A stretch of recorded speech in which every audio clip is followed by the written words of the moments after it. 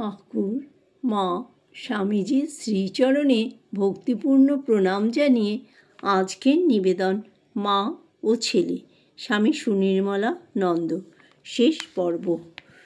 সকলেই স্বামী ভূতেশানন্দজি মহারাজকে ভালোবাসত। দুটি দোষ ছিল তার, বলে কেউ কেউ। কী দোষ বলতে পারেন? আরে, তিনি কৃপণ ছিলেন।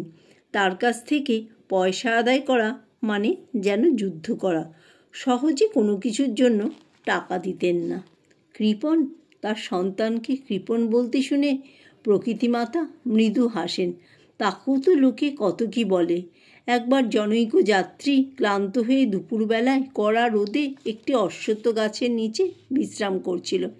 হঠাৎ পাশ ফিরে সে দেখল একটা চাল কুমড়োর লতায় 4-5টি কুমড়ো ঝুলছে, আর উপরে তাকিয়ে দেখল অশ্বত্থ গাছ ভর্তি ছোট ছোট অজস্র ফল হয়ে রয়েছে। লোকটা হাসল। প্রকৃতির কী যে পাগলামি! এত বিরাট গাছ আর এত শক্ত, তাতে ঝুলছে আমলকির চেয়েও ছোট ছোট ফল, আর এদিকে এই বেচারি লতা কাত হয়ে রয়েছে, অথচ তাতে ঝুলছে বিরাট বিরাট চাল কুমড়ো। বলতে না বলতেই লোকটার মাথার উপরে টক করে একটি অশ্বত্থ ফল পড়ল। সঙ্গে সঙ্গে যাত্রীর বুদ্ধি খুলে গেল। ভাগ্যিস কুমড়ো ঝুলছিল না। যদি কুমড়ো ওই গাছে ঝুলতো তাহলে এখন আমার মাথা ফেটে যেত। 1 পয়সায় বাগবাজার থেকে বেলুড় মঠ। মঠের প্রথম অবস্থায় জল খাবার জন্য 1 মুঠো মুড়ি পেলে ভাগ্য মনে করতেন। যদি কিছুই না পেতেন তাহলে জলই ছিল আহার। দুজন যখন কথা বলতেন, মাঝে কেরোসিনের কুপি থাকলে নিভিয়ে দিতেন খরচা কমানোর জন্য। আর যে সাইকেলের কথা বললাম, সেই সাইকেলে করে শিলংয়ের উঁচু নিচু রাস্তায় প্রায় 15 কিলোমিটার রোজ গেলে 10 দিন পরে 1 টাকা পেতেন ডোনেশন। কাজেই তিনি কৃপণই বটে। এখন একটু দূরের পথে যেতে হলে ট্যাক্সি ভাড়াই 200 টাকা। এসব দেখে শুনে তিনি অবাক হতেন বই কি। আর কি দোষ ছিল তার? নিজেই বলতেন, আমি বড় ভুলে যাই।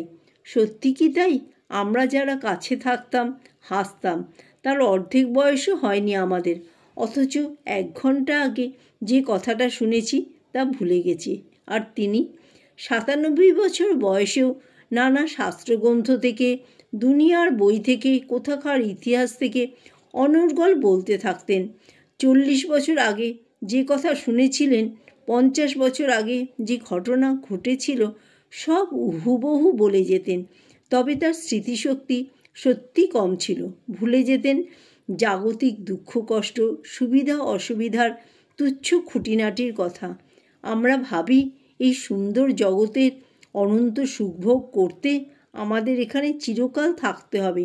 কাজেই কী সামান্য টাকা নিয়ে এখনও ফেরত দেয়নি, কে কী করলো না করলো, কি বলল না বলল, সব আমাদের মনে থাকে।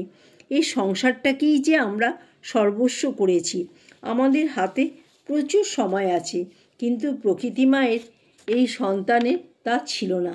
এই জগতে প্রকৃত আনন্দ কী তা তিনি জানতেন। আনন্দস্বরূপ ভগবান লাভের জন্য আশৈশব আকুলতা। কতবার যে তপস্যার জন্য বেরিয়ে গিয়েছেন। 1 লক্ষ্য ভগবান লাভ। ভগবানে সমর্পিত মনে অন্য কিছুই স্থান পাননি। বাকি সবই তিনি ভুলেছেন। সময় নেই আর। গাড়িটা মঠের দিকে ছুটছে। তিনি লক্ষ্যে পৌঁছে গেছেন। তুই চললি বাবা, আর তোর মতন সন্তান কবে পাবো? বলে প্রকৃতিমাতা কাঁদেন। বাবা মহারাজ, গুরুদেব বলে ভক্তরা কাঁদে। বেদমন্ত্রে পরিবেশ গম্ভীর হয়ে ওঠে। আর এখন বাবা ডাক শোনার জন্য কেউ বসেনি। মহারাজ বলতেই, বলো তোমার কি প্রশ্ন? বলবার লোক নেই, সব ফাঁকা। যার সঙ্গে 1 মিনিট কথা বললেও সমস্যা মিটত, তিনি কই? এখন শ্রীমৎ স্বামী ভূতেশানন্দজি মহারাজ আমাদের মধ্যে শারীরিকভাবে নেই। তাহলে কি মেটাবেন আমাদের অজস্র সমস্যা? কি করে শুনব তার কথা?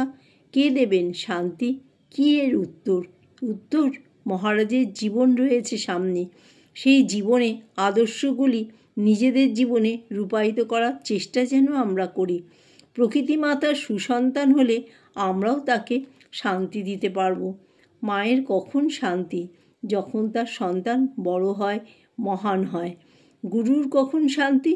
যখন শিষ্যরা তার কথা শুনে কাজে লাগায়, মহৎ জীবনের অধিকারী হয়।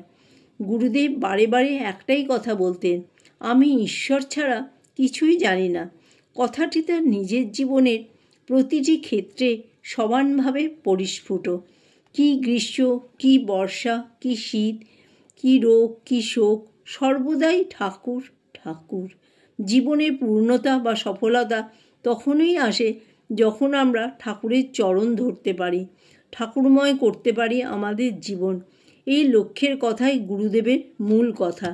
এই কথাটিকে আমাদের জীবনে সত্য করলেই আমরা তাকে শান্তি দিতে পারব।